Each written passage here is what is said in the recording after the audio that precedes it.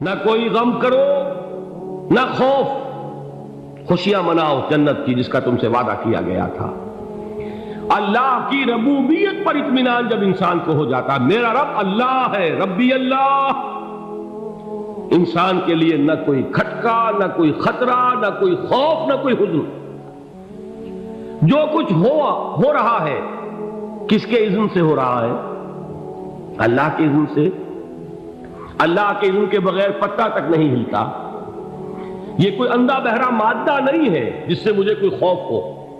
اندھا بھینسا چلا آ رہا ہو اس سے تو ڈرنے کا ہر انسان کو ڈرنا چاہیے، نہ معلوم کس کو ٹکر مار دے۔ لیکن نہیں، اس کائنات کو چلانے والا ایک سمیع و بصیر خدا ہے، وہ جو میرا دوست ہے، میرا ولی ہے۔ اللہ ولی الذین آمنوا یخرجہم من الظلمات الی النور۔ اللہ اہل ایمان کا ولی ہے، ساتھی ہے، پشت پناہ ہے، مددگار ہے، حمایتی ہے۔ بتائیے جسے یقین ہو جائے کہ اللہ میرا مددگار، اللہ میرا محافظ، اللہ میرا پشت پناہ، اللہ میرا حمایتی، اس کے لیے کوئی خوف ہوگا؟ اس سے کوئی ڈر ہوگا؟ میں مثال دیا کرتا ہوں ایک بہت سادہ، پنجاب کے دیہات کی۔ تو بڑا چودھری ہے اور کوئی غریب کسان ہے۔ اس غریب کسان کے جانوروں کو ہر وقت اندیشہ ہوگا چوری کا، کوئی میری بھینس کھول کر نہ لے جائے، کوئی میرا بیل کھول کر نہ لے جائے۔ لیکن جس کے بارے میں یہ سب کو معلوم ہو کہ وہ جو بڑا چودھری ہے وہ اس کا دوست ہے، اس کی بچیا کو کوئی خوف ہوگا؟ اس کی بھینس پر کوئی ہاتھ ڈالے گا؟ اسے کوئی اندیشہ ہوگا؟ نہیں۔ کیوں؟ کہ وہ بڑا چودھری، بڑا اس کا یہاں کا سردار، جاگیردار، سب کو معلوم ہے وہ میرا دوست ہے، کوئی میرے خلاف اقدام نہیں کر سکتا۔ اس دنیا میں یہ چھوٹی سی بات اگر آپ کے دلی اطمینان اور سکون کا باعث بن سکتی ہے تو ذرا تصور کیجئے۔ میں لفظ تصور استعمال کروں گا صرف اس لیے کہ اس کا ہم جس کو کہتے ہیں ادراک اور شعور کر نہیں سکتے، اگر کے ساتھ کر سکتے۔ اگر یقین ہو کہ اللہ میرا مددگار اور یقین ہو کہ اللہ ہر آن میرے ساتھ ہے، پھر کوئی خوف؟ کس کا خوف؟ کوئی شے اللہ سے بالا تر ہے؟ کوئی قوت اس سے زیادہ طاقتور ہے؟ کوئی اس کے ارادے کو بدلنے والا ہے؟ کوئی اس کی مشیت کے آڑے آنے والا ہے؟ یہی بات ہے جو حضور نے فرمائی، یہ ایمان کا حاصل ہے لب لباب، کہ دیکھو اچھی طرح اس بات کو ذہن نشین کر لو، اگر تمام انسان مل کر تمہیں کوئی نقصان پہنچانا چاہے نہیں پہنچا سکتے، مگر جو کچھ اللہ نے لکھ دیا ہو، اور تمام انسان مل کر تمہیں کوئی نفع پہنچانا چاہے نہیں پہنچا سکتے، مگر وہ شے جو اللہ نے طے کر دی۔ آپ پھر میں کہوں گا ذرا طاری کیجئے، اسے فرض کیجئے، اسے سوچئے۔ اگر اس حدیث پر ہمارا دل ٹھکا ہوا ہو تو کسی سے ڈر ہوگا؟ یہ مجھے نقصان نہ پہنچا دے، یہ میری رپورٹ خراب نہ کر دے، یہ میری انکریمنٹ نہ رکوا دے، یہ میرا یہ نہ بگاڑ دے، یہ میرے یہ نقصان نہ پہنچا دے۔ اس کا ڈر، اس کا ڈر، اس کا خوف، اس کی خوشامد، اس کے لیے جا کر طرح طرح سے اپنی عزت نفس کو ذلیل کروانا اس کے سامنے، یہ سب کچھ کیوں کرتا ہے انسان؟ جب سمجھتا ہے کہ اس کے ہاتھ میں میرا کوئی نفع ہے، اس کے ہاتھ میں میرے لیے کوئی ضرر ہے، یہ مجھے کوئی غضب پہنچا سکتا ہے، یہ مجھے کوئی نقصان پہنچا سکتا ہے، یہ میرا کوئی کام بنا سکتا ہے، یہ میری کوئی ضرورت پوری کر سکتا ہے، اسی کا نام شرک ہے۔ جہاں آپ نے یہ سمجھا کہ غیر اللہ کے اندر کوئی طاقت موجود ہے، وہی شرک ہے۔ بتوں سے تجھ کو امیدیں، خدا سے نو امیدی، مجھے بتا تو صحیح اور کافری کیا ہے؟ شرک تو یہ ہے۔ جس پر بھی تمہیں یہ خیال ہے، کلمہ ہے یہ کلمہ سوم، لا حول ولا قوت الا باللہ، ذرا اس پر دل کو کبھی اگر آپ تصور کریں، پھر فرض کریں، دل ٹھک جائے اس پر، کوئی طاقت نہیں۔ یہی بات تھی جو شیخ عبد القادر جیلانی رحمۃ اللہ علیہ نے اپنی وصیت میں اپنے بچے سے کہی۔ 11ویں دینے والے ہیں، لیکن حضرت شیخ عبد القادر جیلانی کی وصیت اور تعلیمات کو کتنے لوگ ہیں تم جانتے ہو؟ یہ جن مقامات تک پہنچے ہیں وہ کس چیز کی بدولت پہنچے؟ انہوں نے جو پیغام دیا وہ کیا تھا؟ اے میرے بچے، جس طریقے سے قرآن مجید میں حضرت لقمان کی نصیحتیں جو ہے نقل کر دی گئی ہیں، میں یہ عرض کروں گا بالفرض اگر قرآن حضرت عبد القادر جیلانی کے بعد نازل ہوا ہوتا تو شیخ عبد القادر کی یہ نصیحتیں بھی قرآن میں درج ہوتی۔ اتنی اونچی نصیحتیں ہیں۔ اے میرے بچے، اس حقیقت کو ذہن نشین کر لے، لا فاعل فی الحقیقت ولا مؤثر الا اللہ۔ اس کائنات میں نہ کوئی فاعل حقیقی ہے نہ مؤثر حقیقی ہے سوائے اللہ۔ کسی شے میں کوئی تاثیر نہیں اگر اللہ نہ چاہے۔ آگ جلا نہیں سکتی اگر اللہ نہ چاہے، پانی ڈبو نہیں سکتا اگر اللہ نہ چاہے، زہر ہلاک نہیں کر سکتا اگر اللہ نہ چاہے، کوئی چیز فائدہ نہیں پہنچا سکتی اگر اللہ نہ چاہے۔ تو در در پہ کیوں سر جھکاتے ہو؟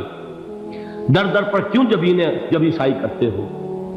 سب کے سامنے کیوں ہاتھ پھیلاتے ہو؟ ایک اللہ سے مانگو، ایک اللہ کے سامنے زمین پر اپنی جبین رکھو۔ لا فاعل فی الحقیقت ولا مؤثر الا اللہ۔ نظر آتا ہے ہمیں کہ پانی پیاس بجھا دیتا ہے، پیاس بجھانے کی صلاحیت پانی میں نہیں ہے، اللہ کے اذن سے۔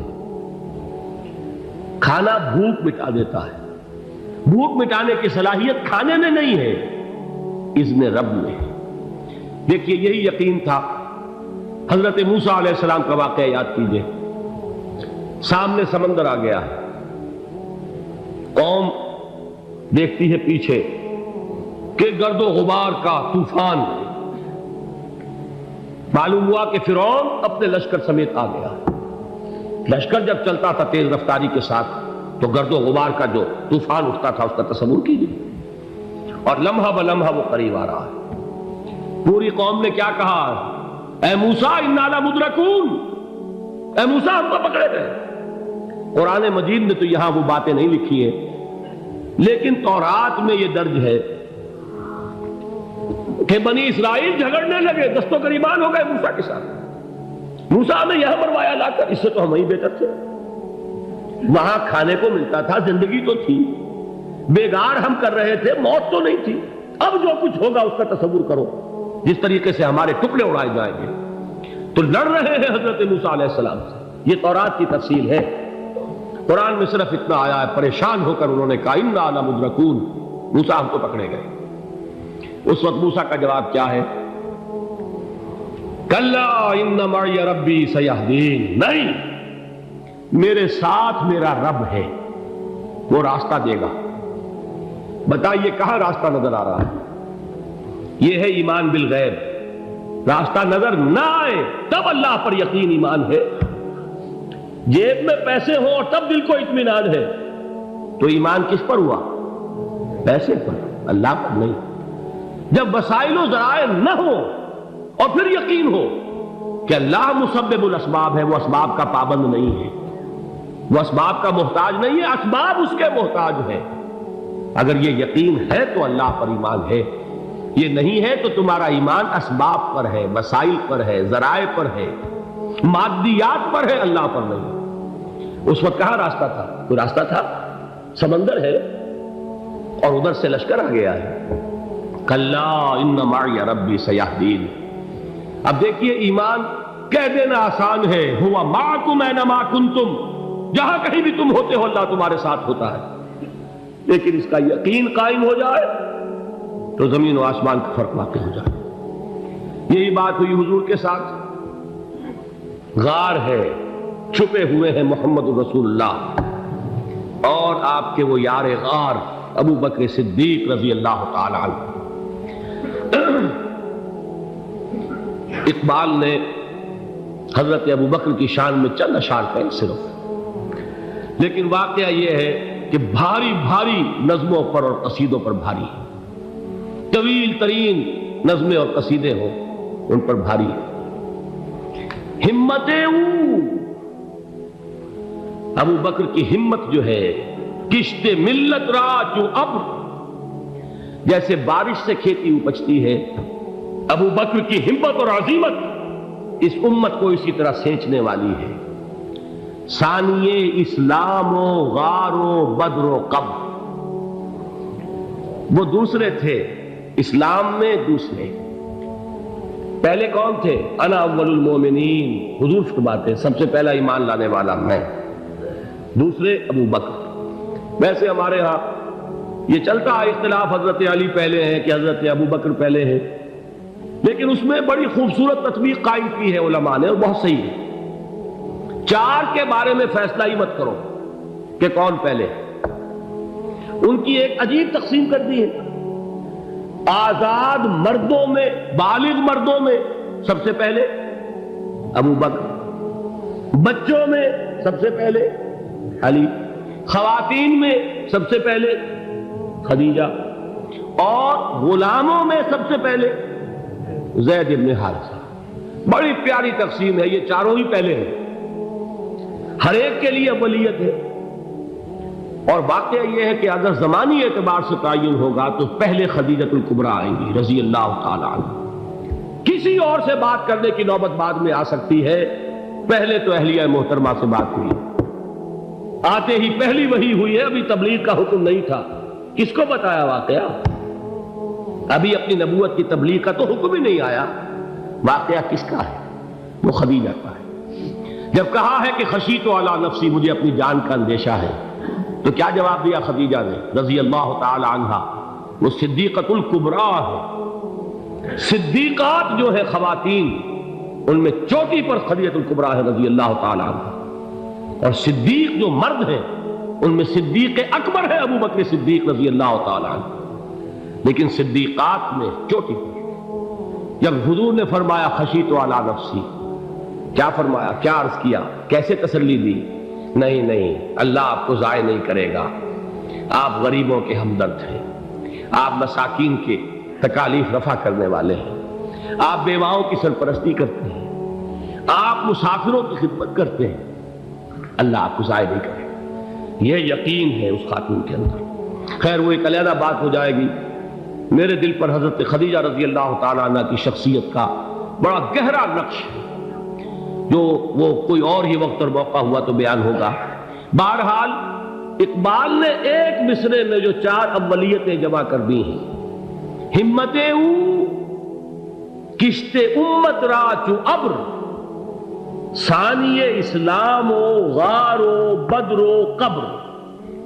اسلام میں حضور کے بعد پہلے کون؟ ابو بکر۔ غار میں حضور کے ساتھ کون؟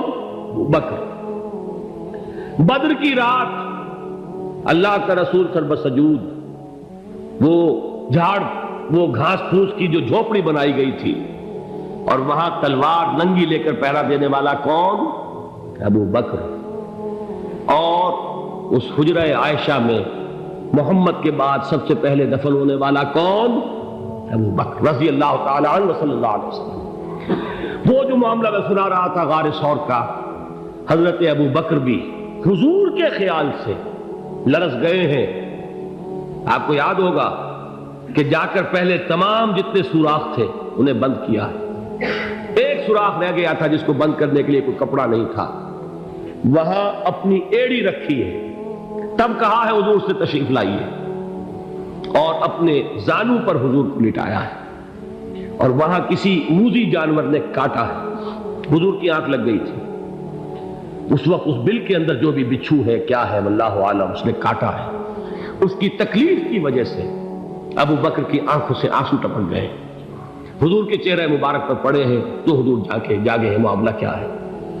ایڑی نہیں ہٹائی وہاں سے، مبادا وہ جانور وہاں سے نکل کر محمد الرسول اللہ کو کوئی گزن پہنچا دے، ابو بکر کی ایڑی ہے، جس طرح چاہے کھا لے، ختم کر دے، جان نکل جائے تب کوئی آنچ آئے، محمد پر تو آئے، لیکن جیتے جی نہیں۔ وہ ہے ابو بکر۔ حضور کے خیال سے اس وقت حضور نے پھر اپنا لعاب دہن لگایا ہے، اور اس سے پھر آپ کی تکلیف ختم ہوئی۔ جیسے خیبر میں حضرت علی کی آنکھ دکھ رہی تھی، اس کو جو شفا حاصل ہوئی ہے وہ بھی حضور کے لعاب دہن سے ہوئی۔ تو بہرحال اس وقت انہوں نے کہا ہے کہ اے نبی یا رسول اللہ، اگر اس وقت ان میں سے کسی نے غیر ارادی طور پر بھی اپنے قدموں کی طرف جھانک لیا تو پکڑے جائیں گے، کیا جواب تھا اللہ کے رسول کا؟ لا تحزن ان اللہ معنا، اللہ ہمارے ساتھ ہے، کیوں گھبراتے ہو ابو بکر؟ یہ ہے ایمان باللہ، میرا مالک اللہ، میرا رازق اللہ، میرا محافظ اللہ، میرا مددگار اللہ، میرا پشت پناہ اللہ، میرا دوست اللہ۔